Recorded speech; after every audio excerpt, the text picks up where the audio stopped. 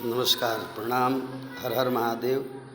हम व्यास दिलीप गिरी भोजपुरी समाज के गोड़ छू के गोड़ लगातानी। आज बड़ी सुंदर बात बा।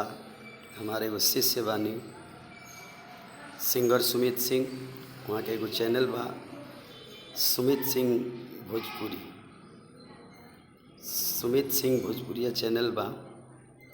और वह सबसे हमार करबद्ध प्रार्थना रही कि वह सभे इस चैनल के सब्सक्राइब करी, लाइक करी, शेयर करी, जितना ज़्यादा से ज़्यादा हो सके कमेंट करी।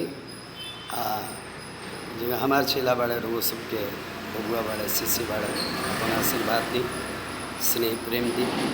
वह सबसे हमारे करबद्ध प्रार्थना रही। सुमित सिंह भोजपुरिया चैनल के सब्सक्राइब करी, लाइक करी, शेयर करी, कमेंट करी और बबुआ के अपन आशीर्वाद दी। जय भोजपुरी।